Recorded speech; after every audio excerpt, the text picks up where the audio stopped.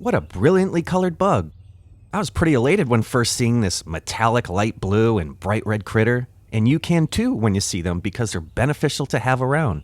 They're not just limited to Florida, but this is the Florida Predatory Stink Bug.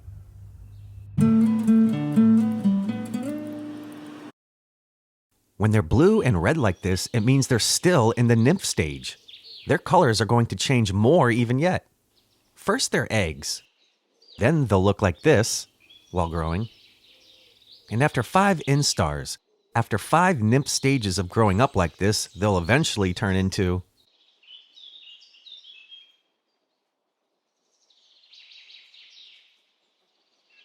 On average, males will typically live for a total of 75 days, and females about 65 days.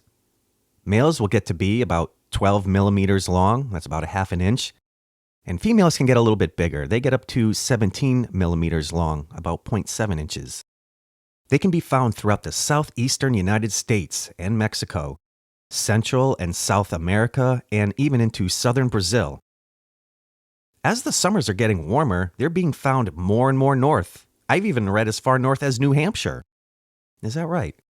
Where are you from? Have you ever seen any of these in your area? And what time of year was it?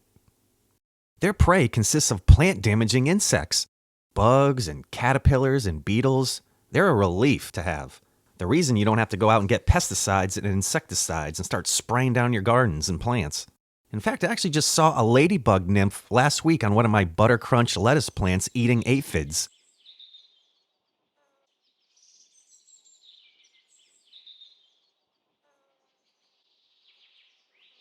They'll do the work for you.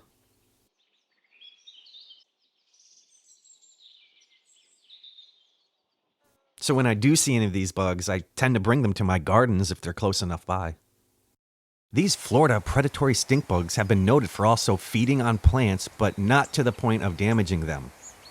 So if you see them eating plants, don't worry. Their feeding on plants is completely outweighed by their role in controlling the plant-feeding pests that are out there.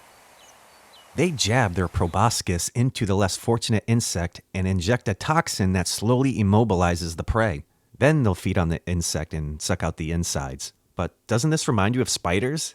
They also inject their prey with toxins, and once paralyzed, then they're safe enough to feed upon. That first segment of their mouth part is short and thick, which is unlike the slender mouth parts of their herbivorous, sap-sucking relatives. Another fascinating behavior that can be witnessed is when these guys are in their nymph stage, they have the tendency to stick together to attack larger predators in unison. If it's too large to be taken on by a single nymph or an adult, they've seemed to have evolved this aggregation behavior, and the nymphs and adults will all work together. I guess the downside about them is when the times are tough and the food supply is limited, they'll feed on each other. So thank you for watching, liking, and subscribing. What will we find next?